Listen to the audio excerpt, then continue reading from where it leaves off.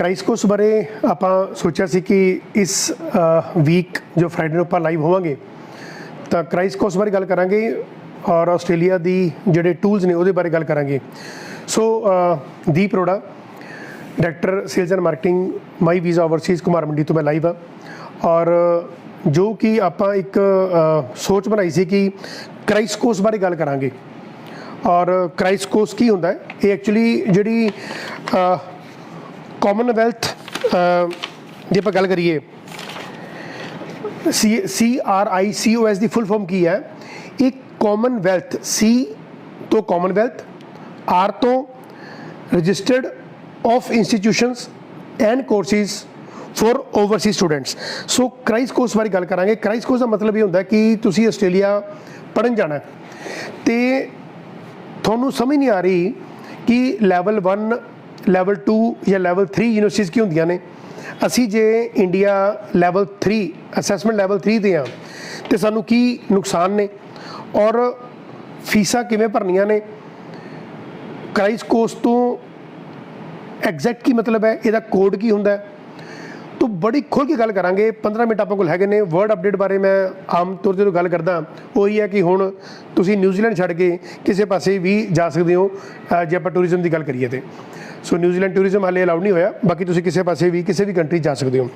ਸੋ ਕ੍ਰਾਈਕੋਸ ਨੂੰ ਡਿਸਕਸ ਕਰਨ ਤੋਂ ਪਹਿਲਾਂ ਮੈਂ ਚਾਹੁੰਦਾ ਕਿ ਆਪਾਂ ਥੋੜਾ ਜਿਹਾ ਆਸਟ੍ਰੇਲੀਆ ਦੇ ਜਿਹੜੇ ਐਜੂਕੇਸ਼ਨ ਸਿਸਟਮ ਹੈ ਉਹਨੂੰ ਟੱਚ ਕਰੀਏ।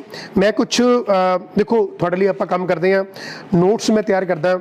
ਜਦੋਂ ਵੀ ਮੈਂ ਫੇਸਬੁੱਕ 'ਤੇ ਲਾਈਵ ਹੋਣਾ ਹੁੰਦਾ ਉਦੋਂ ਸਾਡੀ ਕੋਸ਼ਿਸ਼ ਹੁੰਦੀ ਹੈ ਕਿ ਵੀ ਇੱਕ ਹੋਮਵਰਕ ਆਪਣੇ ਲੈਵਲ 'ਤੇ ਜ਼ਰੂਰ ਕੀਤਾ ਜਾਵੇ ਤਾਂ ਕਿ ਜਿਹੜੇ ਮੇਰੇ ਨਾਲ ਮੇਰੇ ਫਰੈਂਡਸ ਜੁੜਦੇ ਨੇ ਉਹਨਾਂ ਦਾ ਵੀ ਫਾਇਦਾ ਹੋਵੇ, ਸਾਡਾ ਹੀ ਫਾਇਦਾ ਹੋਵੇ, ਸਾਡੀ ਵੀ ਜਿਹੜੀ ਨੌਲੇਜ ਹੈ ਉਹ ਇਨਕਰੀਜ਼ ਹੋਵੇ। ਸੋ ਪਹਿਲੇ ਮੈਂ 3-4 ਮਿੰਟ ਜਾਂ 5 ਮਿੰਟ ਆਸਟ੍ਰੇਲੀਆ 'ਤੇ ਲਗਾਵਾਂਗਾ ਕਿ ਆਸਟ੍ਰੇਲੀਆ ਦਾ ਐਜੂਕੇਸ਼ਨ ਸਿਸਟਮ ਕੀ ਹੈ ਔਰ ਤੁਸੀਂ ਕਿਵੇਂ ਫੰਡ ਨੂੰ ਜਿਵੇਂ ਆਪਾਂ ਸ਼ੋਅ ਕਰਨ ਦੀ ਗੱਲ ਕਰਦੇ ਹਾਂ ਕਿ ਜਿੰਨੀ ਫੀਸ ਹੈ 1 ਸਾਲ ਦੇ ਲਿਵਿੰਗ ਐਕਸਪੈਂਸ ਨੇ ਉਹ ਕਿਵੇਂ ਸ਼ੋਅ ਕਰਨੇ ਨੇ ਉਹਦੇ ਬਾਰੇ ਵੀ ਗੱਲ ਕਰਾਂਗੇ। ਮੇਰੇ ਨਾਲ 15 ਮਿੰਟ ਜੁੜੇ ਰਹੀਓ ਔਰ ਇਸ ਲਾਈਵ ਦੇ ਵਿੱਚ ਤੁਹਾਨੂੰ ਮੈਂ ਇਹ ਗੱਲ ਕਲੀਅਰ ਕਰਨ ਦੀ ਕੋਸ਼ਿਸ਼ ਕਰਾਂਗਾ ਕਿ ਜਿਹੜੇ ਬੇਸਿਕਸ ਨੇ ਆਸਟ੍ਰੇਲੀਆ ਦੇ ਲਈ ਉਹ ਆਪਾਂ ਨੂੰ ਪਤਾ ਲੱਗ ਜਾਂਦਾ। ਦੇਖੋ ਕੈਨੇਡਾ ਸਾਡੀ ਮੋਸਟ ਫੇਵਰਟ ਡੈਸਟੀਨੇਸ਼ਨ ਰਹੀ ਹੈ।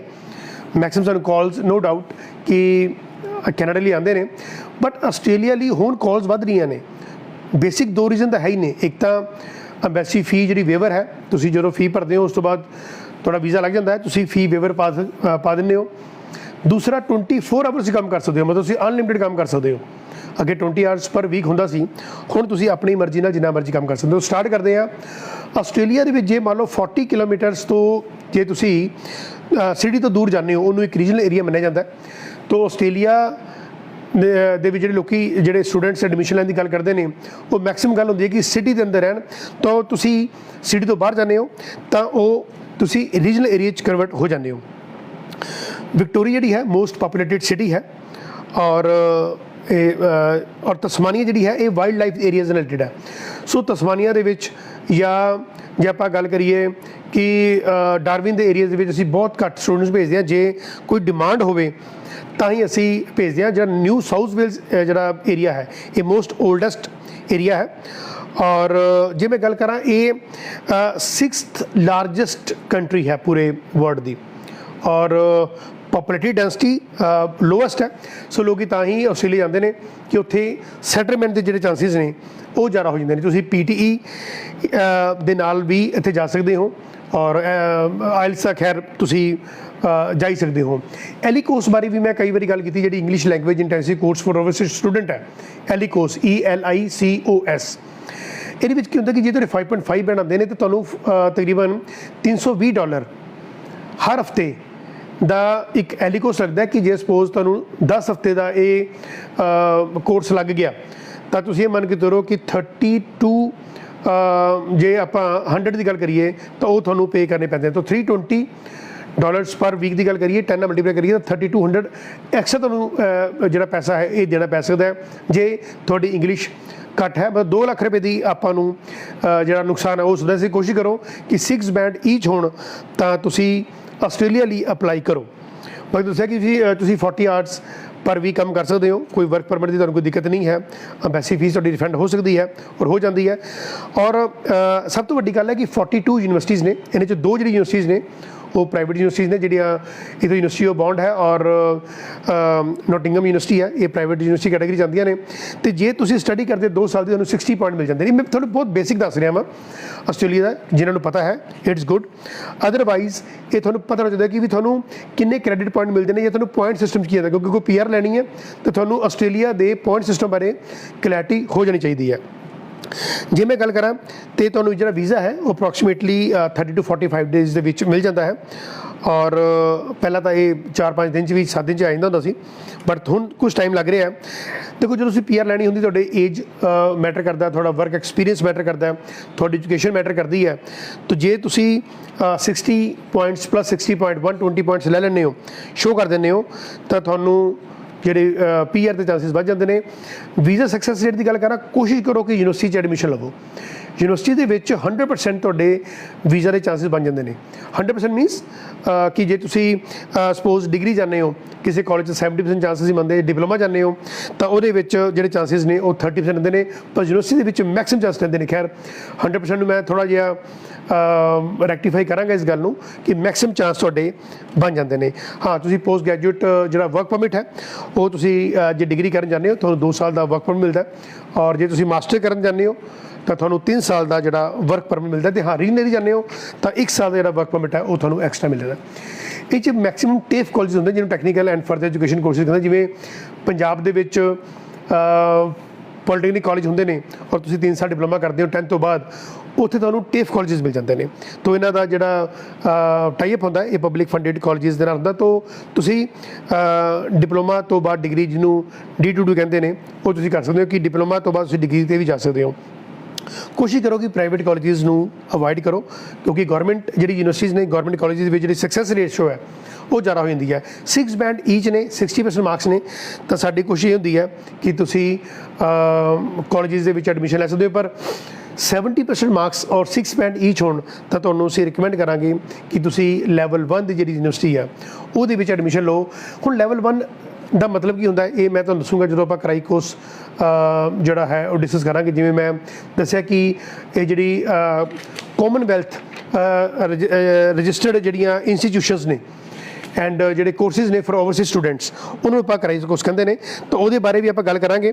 ਔਰ ਲੈਵਲ 1 ਲੈਵਲ 2 ਯੂਨੀਵਰਸਿਟੀਜ਼ ਕਿਹੜੀਆਂ ਹੁੰਦੇ ਨੇ, ਔਰ assessment level 1 level 2 level 3 countries ਕੀ ਹੁੰਦੇ ਨੇ, ਇਹਦੇ ਬਾਰੇ ਵੀ ਆਪਾਂ ਕਰਾਈ ਕੋਰਸ ਦੇ ਵਿੱਚ ਗੱਲ ਕਰਾਂਗੇ।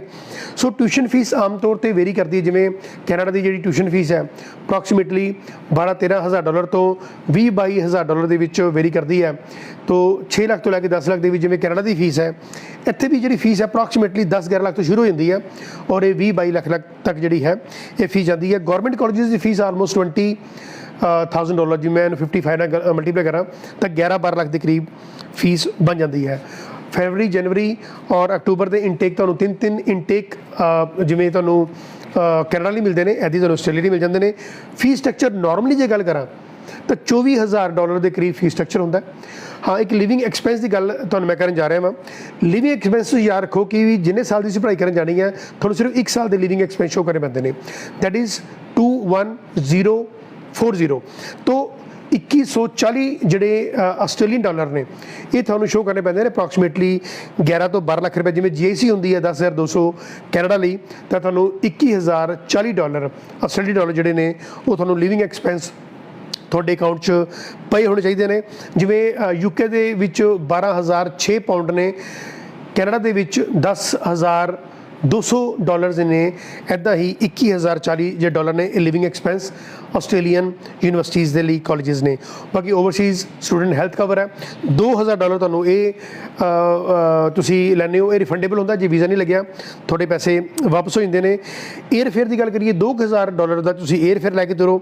ਹਾਂ, ਇੱਕ ਗੱਲ ਬਹੁਤ ਇੰਪੋਰਟੈਂਟ, ਜੇ ਤੁਹਾਡਾ ਸਪਾਊਸ ਨਾਲ ਜਾ ਰਿਹਾ ਤਾਂ ਇੱਕ ਮੈਜਿਕ ਫਿਗਰ ਧਿਆਨ ਰੱਖੋ $7,362 ਇਹ ਤੁਹਾਨੂੰ ਐਜ਼ ਏ ਜੇ ਤੁਹਾਡਾ ਸਪਾਊਸ ਨਾਲ ਜਾ ਰਿਹਾ ਉਹਦੇ ਨਾਲ ਸ਼ੋ ਕਰਨੇ ਪੈਂਦੇ ਨੇ। ਜੇ ਤੁਹਾਡਾ ਇੱਕ ਬੱਚਾ 5 ਸਾਲ ਤੋਂ ਘੱਟ ਹੈ ਤਾਂ ਤੁਸੀਂ 3152 $3,152 ਨਾਲ ਲੈ ਕੇ ਜਾਂਦੇ ਹੋ। ਜੇ 2 ਬੱਚੇ ਹੈ ਤਾਂ ਉਹਨੂੰ 2 ਨਾਲ ਮਲਟੀਪਲਾਈ ਕਰ ਲਓ। ਹਾਂ, ਜੇ ਬੱਚੇ ਦੀ ਏਜ 5 ਸਾਲ ਤੋਂ ਉੱਪਰ ਹੈ ਫਿਰ ਤੁਹਾਨੂੰ $8,000 ਜਿਹੜੇ ਨੇ ਉਹ ਤੁਹਾਨੂੰ ਨਾਲ ਸ਼ੋਅ ਕਰਨੇ ਪੈਂਦੇ ਨੇ ਜੇ ਤੁਸੀਂ ਬੱਚੇ ਨੂੰ ਨਾਲ ਲੈ ਕੇ ਜਾਣਾ ਚਾਹੁੰਦੇ ਹੋ। ਔਰ ਇੱਕ ਸਮੈਸਟਰ ਦੀ ਫੀਸ ਦੇ ਕੇ ਵੀ ਤੁਸੀਂ ਆਸਟ੍ਰੇਲੀਆ ਦੇ ਵਿੱਚ ਐਡਮਿਸ਼ਨ ਲੈ ਸਕਦੇ ਹੋ। ਔਰ ਜੇ ਮੈਂ ਗੱਲ ਕਰਾਂ ਕਿ ਮੈਰਿਜਿਸ ਜਿਹੜੀਆਂ ਹੁੰਦੀਆਂ ਨੇ ਉਹ ਔਥੈਂਟੀਕੇਟਡ ਨੇ, ਨਿਊ ਮੈਰਿਜਿਸ ਨੇ, ਓਲਡ ਨੇ, ਇਹਦਾ ਕੋਈ ਇਸ ਤਰ੍ਹਾਂ ਦਾ ਕੋਈ ਹਿਸਾਬ ਨਹੀਂ ਹੈ। ਤੁਸੀਂ ਨਿਊਲੀ ਮੈਰਿਡ ਹੋ ਬਟ ਤੁਹਾਡੀ ਮੈਰਿਜ ਜਿਹੜੀ ਹੈ ਉਹ ਔਥੈਂਟਿਕ ਹੈ, ਜਸਟੀਫਾਈ ਕਰਦੇ ਹੋ ਅਤੇ ਤੁਸੀਂ ਵੀਜ਼ਾ ਲੈਣ ਦੇ ਹੱਕਦਾਰ ਹੋ ਜਾਂਦੇ ਹੋ। ਤੁਹਾਡਾ ਸਪਾਊਸ ਹੈ, ਜੇ ਮੰਨ ਲਓ ਨੇ +2 ਵੀ ਕੀਤੀ ਹੈ ਤਾਂ ਵੀ ਜਾ ਸਕਦੇ ਨੇ। ਤੁਹਾਡਾ ਜਿਹੜਾ ਜਿਹੜੇ ਉੱਥੇ ਜਾਣ ਵਾਲੇ ਨੇ ਤੁਹਾਡੇ ਹਸਬੈਂਡ ਜਾਂ ਵਾਈਫ, ਉਹਨਾਂ ਨੇ PG ਕੋਰਸ ਕੀਤਾ ਹੈ, ਜਿਨ੍ਹਾਂ ਨੇ ਜਾਣਾ ਉਹਨਾਂ ਨੇ +2 ਕੀਤੀ ਹੈ ਤਾਂ ਵੀ ਉਹ ਜਾ ਸਕਦੇ ਨੇ, ਤਾਂ ਉਹਦੇ ਵਿੱਚ ਤੁਹਾਨੂੰ ਕੋਈ ਦਿੱਕਤ ਨਹੀਂ ਆਉਂਦੀ। ਇਹਦੇ ਵਿੱਚ ਮੋਸਟ ਪ੍ਰੋਬੇਬਲੀ ਐਪਲੀਕੇਸ਼ਨ ਫੀਸ ਨਹੀਂ ਹੁੰਦੀ ਹੈ। ਤੁਸੀਂ ਕਿਸੇ ਵੀ ਯੂਨੀਵਰਸਿਟੀ ਦੇ ਵਿੱਚ ਐਡਮਿਸ਼ਨ ਲੈਂਦੇ ਹੋ ਔਰ ਟਿਊਸ਼ਨ ਫੀਸ ਮੈਂ ਦੱਸਦੀ ਹੈ। ਹੁਣ ਮੈਂ ਗੱਲ ਕਰਦਾ ਕਰਾਈ ਕੋਰਸ ਦੀ। ਕਰਾਈ ਕੋਰਸ ਦੇ ਵਿੱਚ ਕੀ ਹੈ ਕਿ ਜਦੋਂ ਤੁਸੀਂ ਵੈਬਸਾਈਟ 'ਤੇ ਜਾਂਦੇ ਹੋ, ਹੁਣ ਮੈਂ ਤੁਹਾਨੂੰ ਇੱਕ ਇਹਦੀ ਵੈਬਸਾਈਟ ਦੇ ਰਿਹਾ ਵਾਂ। ਤੁਸੀਂ ਜਦੋਂ CRICOS CRISCOS.education.gov.au ਲਿਖਦੇ ਹੋ ਤਾਂ ਤੁਹਾਨੂੰ ਇੱਕ ਪੂਰੀ ਇਹਦੀ ਵੈਬਸਾਈਟ ਖੁੱਲ੍ਹ ਜਾਂਦੀ ਹੈ। ਉਸ ਤੋਂ ਬਾਅਦ ਜਦੋਂ ਇਹ ਵੈਬਸਾਈਟ ਖੁੱਲ੍ਹਦੀ ਹੈ ਉਹਦੇ ਉੱਪਰ 2-3 ਪੁਆਇੰਟ ਆਉਂਦੇ ਜਿਸ 'ਚ ਲਿਖਿਆ ਹੁੰਦਾ ਹੈ ਕਿ ਤੁਸੀਂ ਕੋਰਸ ਸਰਚ ਕਰਨਾ ਹੈ ਜਾਂ ਤੁਸੀਂ ਇੰਸਟੀਚਿਊਟ ਸਰਚ ਕਰਨਾ ਹੈ ਜਾਂ ਸਟੇਟ ਦੇ ਵਿੱਚ ਤੁਸੀਂ ਕਿਹੜੀ ਸਟੇਟ ਦੇ ਵਿੱਚ ਜਾਣਾ ਚਾਹੁੰਦੇ ਹੋ। ਐਡਲੈਡੇ ਹੈ ਜਾਂ ਸਪੋਜ਼ ਮੈਲਬਰਨ ਜਾਣਾ ਚਾਹੁੰਦੇ ਹੋ, ਬ੍ਰਿਸਬੇਨ ਜਾਣਾ ਚਾਹੁੰਦੇ ਹੋ ਤਾਂ ਉਹ ਤੁਸੀਂ, ਜਾਂ ਤਸਮਾਨੀਆ ਹੈ, ਡਾਰਵਿਨ ਹੈ ਤੁਸੀਂ, ਜਾਂ ਵਿਕਟੋਰੀਆ ਹੈ, ਕਿਸੇ ਵੀ ਤੁਸੀਂ ਪ੍ਰੋਵਿੰਸ ਜਾਣਾ ਚਾਹੁੰਦੇ ਹੋ ਤੁਸੀਂ ਲਿਖ ਸਕਦੇ ਹੋ। ਇੰਸਟੀਚਿਊਟ ਦਾ ਨਾਮ ਲਿਖ ਸਕਦੇ ਹੋ। ਤੁਸੀਂ ਕਲਿੱਕ ਕਰਦੇ ਹੋ ਤਾਂ ਤੁਹਾਨੂੰ ਇੱਕ ਲੋਕੇਸ਼ਨ ਆ ਜਾਂਦੀ ਹੈ ਕਿ ਤੁਸੀਂ ਕਿ ਇਹ ਕਾਲਜ ਜਿਹੜਾ ਹੈ ਜਾਂ ਇਹ ਯੂਨੀਵਰਸਿਟੀ ਹੈ ਇਸ ਲੋਕੇਸ਼ਨ ਦੇ ਵਿੱਚ ਹੈ। ਸੋ ਤੁਸੀਂ ਜਿਹੜਾ ਕੋਰਸ ਹੈ ਉਹ ਕੋਸ਼ਿਸ਼ ਕਰੋ ਕਿ 104 ਮਤਲਬ 104 ਹਫ਼ਤਿਆਂ ਦਾ ਜਿਹੜਾ ਕੋਰਸ ਹੈ, 52 ਹਫ਼ਤੇ ਇੱਕ ਸਾਲ 'ਚ ਹੁੰਦੇ ਨੇ, ਤਾਂ ਜਿਹੜਾ ਤੁਸੀਂ ਮਾਸਟਰ ਕਰਨ ਜਾ ਰਹੇ ਹੋ ਤਾਂ 104 2 ਸਾਲ ਦਾ ਜਿਹੜਾ ਕੋਰਸ ਹੈ ਉਹ ਤੁਸੀਂ ਸਿਲੈਕਟ ਕਰਿਆ ਕਰੋ। ਆਪਾਂ ਕਈ ਵਾਰ 3 ਸਾਲ ਦਾ ਕੋਰਸ 156 ਆਵਰਸ ਦਾ ਸਿਲੈਕਟ ਕਰ ਲੈਂਦੇ ਹਾਂ, ਉਹ ਤੁਹਾਨੂੰ ਨੁਕਸਾਨ ਹੋ ਸਕਦਾ ਹੈ। ਤੋ ਤੁਸੀਂ ਜਿਹੜਾ ਕੋਰਸ ਸਿਲੈਕਟ ਕਰਨਾ ਹੈ ਉਹ 104 ਵੀਕਸ ਦਾ ਕੋਰਸ ਸਿਲੈਕਟ ਕਰਦੇ ਹੋ। ਪ੍ਰੋਸੈਸ ਕੀ ਹੁੰਦਾ, ਕਰਾਈਕੋਸ ਜਿਹੜੀ ਤੁਸੀਂ ਵੈਬਸਾਈਟ ਜਾਂਦੇ ਹੋ, ਸਟੇਟ ਅਤੇ ਤੁਸੀਂ ਨਾਮ ਲਿਖਦੇ ਹੋ ਸਟੇਟ ਦਾ, ਕੋਰਸ ਦਾ ਨਾਮ ਲਿਖਦੇ ਹੋ ਕਿ ਤੁਸੀਂ ਸਪੋਜ਼ ਹੈਲਥ ਦਾ ਕੋਰਸ ਕਰਨ ਜਾ ਰਹੇ ਹੋ, ਕੋਈ ਨਰਸਿੰਗ ਦਾ ਕੋਰਸ ਕਰਨ ਜਾ ਰਹੇ ਹੋ ਜਾਂ ਕੋਈ ਹਸਪੀਟਲ ਦਾ ਕੋਰਸ ਕਰਨ ਜਾ ਰਹੇ ਹੋ, ਤੁਸੀਂ ਨੇਮ ਆਫ ਕੋਰਸ ਲਿਖ ਸਕਦੇ ਹੋ, ਟਾਈਪ ਆਫ ਕੋਰਸ ਲਿਖਦੇ ਹੋ। ਤੁਸੀਂ ਸਰਚ ਕਰਦੇ ਹੋ, ਜਦੋਂ ਸਰਚ ਕਰਦੇ ਹੋ ਤੁਹਾਨੂੰ ਇੱਕ ਪ੍ਰੋਵਾਈਡਰ ਮਿਲ ਜਾਂਦਾ ਹੈ, ਉਹਦਾ ਲੈਵਲ ਮਿਲ ਜਾਂਦਾ। ਜਿਵੇਂ ਤੁਹਾਨੂੰ ਦੱਸਿਆ ਕਿ ਲੈਵਲ ਕੀ ਹੁੰਦਾ ਹੈ, ਲੈਵਲ ਦਾ ਮਤਲਬ ਇਹ ਹੁੰਦਾ ਕਿ ਜਿਹੜੇ ਤਾਂ ਕਾਲਜਿਸ, ਐਜੂਕੇਸ਼ਨ ਪ੍ਰੋਵਾਈਡਰ ਤੁਹਾਡੇ ਤੋਂ ਫੰਡ ਦੀ ਡਿਮਾਂਡ ਨਹੀਂ ਕਰਦੇ ਅਤੇ IELTS ਦੀ ਡਿਮਾਂਡ ਨਹੀਂ ਕਰਦੇ ਤਾਂ ਉਹ ਹੈਗੇ ਲੈਵਲ 1 ਦੇ ਕਾਲਜ ਜਾਂ ਯੂਨੀਵਰਸਿਟੀਜ਼। ਤੁਸੀਂ ਜੇ ਤੁਹਾਨੂੰ ਸਪੋਜ਼ ਲਿਸਟ ਦੇ ਵਿੱਚ ਕਿਸੇ ਪਾਸੇ ਵੀ IELTS ਦੀ ਡਿਮਾਂਡ ਨਹੀਂ ਹੈ, ਫੰਡ ਦੀ ਡਿਮਾਂਡ ਨਹੀਂ ਹੈ, ਤਾਂ ਇਟ ਮੀਨਸ ਤੁਸੀਂ ਲੈਵਲ 1 ਕਾਲਜ ਜਾਂ ਯੂਨੀਵਰਸਿਟੀਜ਼ ਦੀ ਕੈਟਾਗਰੀ 'ਚ ਆ ਜਾਂਦੇ ਹੋ।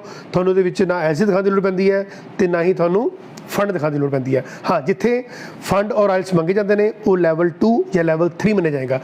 ਦੇਖੋ, ਜਿਉਂ-ਜਿਉਂ ਤੁਸੀਂ ਲੈਵਲ 3 ਟੂ ਲੈਵਲ 1 ਵੱਲ ਪਾਸੇ ਜਾਂਦੇ ਹੋ, ਤੁਹਾਡੇ chances of getting visa higher end 'ਤੇ ਹੁੰਦੇ ਨੇ।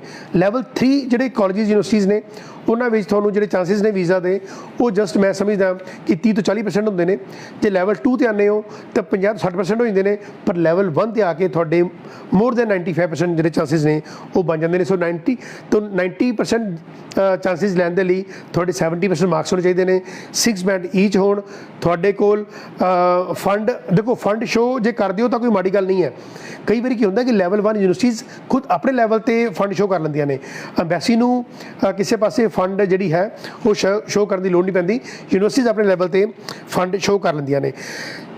ਓਕੇ, ਸੋ ਤੁਸੀਂ ਜਦੋਂ ਸਟੇਟ 'ਤੇ ਗਏ, ਕੋਰਸ ਨੇਮ ਲਿਖਿਆ, ਟਾਈਪ ਆਫ ਕੋਰਸ ਲਿਖਿਆ, ਸਟਾਰਟ ਕੀਤਾ ਸਰਚ ਕਰਨਾ ਅਤੇ ਤੁਹਾਨੂੰ ਇੱਕ ਐਜੂਕੇਸ਼ਨ ਪ੍ਰੋਵਾਈਡਰ ਮਿਲ ਜਾਏਗਾ, ਤੁਹਾਨੂੰ ਲੈਵਲ ਮਿਲ ਜਾਏਗਾ। ਡਿਊਰੇਸ਼ਨ ਜਿਹੜੀ ਹੈ 104 ਪਾਈਓ। ਜੇ ਤੁਸੀਂ ਮਾਸਟਰ ਦੇ ਕੋਰਸ ਕਰਨ ਜਾ ਰਹੇ ਹੋ ਤੁਹਾਨੂੰ ਇੱਕ ਕਰਾਈਸਕੋਸ ਦਾ ਕੋਡ ਮਿਲ ਜਾਂਦਾ, ਕੋਰਸ ਕੋਡ ਮਿਲ ਜਾਂਦਾ। ਜਿਹੜੇ ਵੀ ਕਾਲਜਿਸ ਤੁਹਾਡੀ ਕਰਾਈਸਕੋਸ ਕੋਡ ਜਾਣਗੇ ਉਹੀ ਆਸਟ੍ਰੇਲੀਆ ਤੋਂ ਮਾਨਤਾ ਪ੍ਰਾਪਤ ਹੋਣਗੇ, ਅਦਰਵਾਈਜ਼ कोई भी ऐसा कोर्स नहीं है जिहड़ा कि क्राइज कोर्स ना लिखा होवे। थोड़ी एस्टीमेटेड फीस तुहानूं ਉਹ 'ਚ ਦੱਸ ਦਿੱਤੀ ਜਾਂਦੀ ਹੈ, ਫਿਰ ਇੰਸਟੀਟਿਊਸ਼ਨ ਦੀ ਡਿਟੇਲ ਦੱਸੀ ਜਾਂਦੀ ਹੈ, ਫਿਰ ਤੁਹਾਨੂੰ ਕੰਟੈਕਟ ਡਿਟੇਲ ਦਿੱਤੀ ਜਾਂਦੀ ਕਿ ਤੁਸੀਂ ਡਾਇਰੈਕਟ ਕਾਲਜ ਯੂਨੀਵਰਸਿਟੀ ਨੂੰ ਵੀ ਗੱਲ ਕਰ ਸਕਦੇ ਹੋ। ਤੋਂ ਲੈਵਲ 1 ਹੈ ਤਾਂ ਤੁਹਾਨੂੰ ਕੋਈ ਵੀ ਜਿਹੜਾ ਫੰਡ ਹੈ ਉਹ ਦਿਖਾਉਣ ਦੀ ਲੋੜ ਨਹੀਂ ਪੈਂਦੀ, ਔਰ ਤੁਹਾਨੂੰ ਕੋਈ ਆਇਲਸ ਦੀ ਤੁਹਾਨੂੰ ਦਿਖਾਉਣ ਦੀ ਲੋੜ ਨਹੀਂ ਪੈਂਦੀ। ਸੋ ਜੇ ਤੁਹਾਨੂੰ ਐਲੀਕੋਸ ਲੱਗਦਾ ਤੁਹਾਨੂੰ ਦੱਸਿਆ ਕਿ 320 ਪਰ ਵੀਕ ਦਾ ਤੁਹਾਨੂੰ ਜਿਹੜਾ ਹੈ ਉਹ ਖਰਚਾ ਜਿਹੜਾ ਹੈ ਉਹ ਬੀਅਰ ਕਰਨਾ ਪੈਂਦਾ। ਸੋ ਪ੍ਰੋਸੈਸ ਚੱਲਦਾ, ਤੁਸੀਂ ਫਾਈਲ ਪਾਈ, ਫਾਈਲ ਦੀ ਪਹਿਲਾਂ ਸਕਰੀਨਿੰਗ ਹੁੰਦੀ ਹੈ, ਉਸ ਤੋਂ ਬਾਅਦ ਤੁਹਾਡਾ ਕੰਡੀਸ਼ਨਲ ਆਫਰ ਲੈਟਰ ਆਉਂਦਾ ਜਿਹਨੂੰ ਆਪਾਂ GTE ਜਾਂ SOP, GTE ਮੀਨਸ ਜੈਨੂਨ ਟੈਂਪਰੇਰੀ ਐਂਟਰੈਂਟ, ਤੁਸੀਂ ਉਹ ਤਿਆਰ ਕਰਦੇ ਹੋ, SOP ਤਿਆਰ ਕਰਦੇ ਹੋ ਆਪਣੀ। ਉਸ ਤੋਂ ਬਾਅਦ ਆਪਣੀ ਜਿਹੜੀ ਪੇਮੈਂਟ ਹੈ ਉਹ ਦਿੰਦੇ ਹੋ, ਤੁਹਾਡੇ ਜਿਹੜੇ ਫੰਡਸ ਨੇ ਉਹ ਵੈਰੀਫਾਈ ਹੁੰਦੇ ਨੇ। ਉਸ ਤੋਂ ਬਾਅਦ COE ਆ ਜਾਂਦੀ ਹੈ, ਤੁਸੀਂ ਆਪਣੀ ਫਾਈਲ ਜਿਹੜੀ ਹੈ ਉਹ ਲਗਾਉਂਦੇ ਹੋ ਆਸਟ੍ਰੇਲੀਅਨ ਦੀ ਸਾਈਟ 'ਤੇ, ਔਰ ਤੁਹਾਡਾ ਜਿਹੜਾ ਵੀਜ਼ਾ ਹੈ ਵਿਦਿਨ 5, 7, 10 ਡੇਜ਼ ਉਹ ਆ ਜਾਂਦਾ ਹੈ। ਸੋ ਕਰਾਈਕੋਸ ਦੀ ਬਹੁਤ ਜ਼ਿਆਦਾ ਇੰਪੋਰਟੈਂਸ ਹੈ। ਸੋ ਕਾਮਨਵੈਲਥ ਰਜਿਸਟਰਡ ਐਂਡ ਐਜੂਕੇਸ਼ਨ ਜਿਹੜੇ ਕੋਰਸਿਸ ਨੇ ਫॉर ਓਵਰਸੀਜ਼ ਸਟੂਡੈਂਟਸ, ਇਹ ਜਦੋਂ ਤੁਸੀਂ ਆਸਟ੍ਰੇਲੀਆ ਜਾਣਾ ਚਾਹੁੰਦੇ ਹੋ ਤਾਂ ਇਹ ਜ਼ਰੂਰ ਸਰਚ ਕਰੋ, ਔਰ ਸਮਾਂ ਇਜਾਜ਼ਤ ਨਹੀਂ ਦੇ ਰਿਹਾ। ਔਰ ਨੈਕਸਟ ਜਿਹੜਾ ਫਰਾਈਡੇ ਹੋਏਗਾ 1 ਅਪ੍ਰੈਲ ਫਰਾਈਡੇ ਨੂੰ ਐਟ 5 o'clock ਮੈਂ ਤੁਹਾਡੇ ਨਾਲ ਡਿਸਕਸ ਕਰਾਂਗਾ ਕਿ ਜਿਹੜੇ ਲੋਕ ਕੈਨੇਡਾ ਜਾਣਾ ਚਾਹੁੰਦੇ ਨੇ ਕਿ ਉਹਨਾਂ ਨੂੰ ਵਰਕ ਪਰਮਿਟ ਕਿਵੇਂ ਮਿਲ ਸਕਦਾ ਹੈ। ਦੇਖੋ ਅਸੀਂ ਵਰਕ ਪਰਮਿਟ ਡੀਲ ਨਹੀਂ ਕਰਦੇ, My Visa Overseas work permit deal ਨਹੀਂ ਕਰਦਾ, ਬਟ ਕਿਉਂਕਿ ਮੈਕਸਿਮਮ ਕੁਆਰੀਜ਼ ਹੀ ਵਰਕ ਪਰਮਿਟ ਦੀਆਂ ਆਉਂਦੀਆਂ ਨੇ ਕਿ ਸਰ ਸਾਨੂੰ ਗਾਈਡ ਕਰੋ, ਸਾਨੂੰ ਐਜੂਕੇਟ ਕਰੋ, ਸਾਨੂੰ ਅਵੇਅਰ ਕਰੋ ਕਿ ਕਿਆ ਵਰਕ ਪਰਮਿਟ ਕੈਨੇਡਾ ਦਾ ਹੁੰਦਾ ਹੈ, ਨਹੀਂ ਹੁੰਦਾ ਹੈ, ਕਿਸ ਤਰ੍ਹਾਂ ਹੁੰਦਾ ਹੈ, ਕਿ ਕੋਈ ਪੈਸੇ ਜ਼ਿਆਦਾ ਦੇਣੇ ਪੈਂਦੇ ਨੇ, ਕੋਈ ਮੈਡੀਕਲ ਹੁੰਦੇ ਨੇ, ਕੋਈ PCC ਤੋਂ ਪੁਲਿਸ ਕਲੀਅਰੈਂਸ ਕਰਾਉਣੀ ਪੈਂਦੀ ਹੈ ਕਿ ਨਹੀਂ ਹੁੰਦੀ, ਕਿੰਨੇ ਪੈਸੇ ਐਗਜ਼ੈਕਟ ਲੱਗ ਸਕਦੇ ਨੇ। ਤਾਂ ਇਹ ਸਾਰੇ ਬਾਰੇ ਆਪਾਂ ਗੱਲ ਕਰਾਂਗੇ। ਤਾਂ 1 ਅਪ੍ਰੈਲ ਨੂੰ ਫਰਾਈਡੇ ਐਟ 5 o'clock ਆਪਾਂ ਕੈਨੇਡਾ ਦੇ ਵਰਕ ਪਰਮਿਟ ਬਾਰੇ ਤੁਹਾਨੂੰ ਮੈਂ ਐਜੂਕੇਸ਼ਨ ਦਿਆਂਗਾ, ਐਜੂਕੇਟ ਕਰਾਂਗਾ ਔਰ ਅਵੇਅਰ ਕਰਾਂਗਾ ਕਿ ਜਿਹੜੀਆਂ ਠੱਗੀਆਂ ਪੰਜਾਬ ਦੇ ਵਿੱਚ ਜਾਂ ਨਾਰਥ ਇੰਡੀਆ ਦੇ ਵਿੱਚ ਜਾਂ ਈਵਨ ਇੰਡੀਆ ਦੇ ਵਿੱਚ ਚੱਲਦੀਆਂ ਪਈਆਂ ਨੇ ਉਹਨਾਂ ਤੋਂ ਬਚੇ ਜਾ ਸਕੇ। ਸੋ ਮੈਨੂੰ ਦਿਓ ਇਜਾਜ਼ਤ, ਤੁਹਾਡਾ ਬਹੁਤ ਬਹੁਤ ਥੈਂਕਸ ਮੇਰਾ ਲਾਈਵ ਹੋਣ ਦੇ ਲਈ। Thank you so much.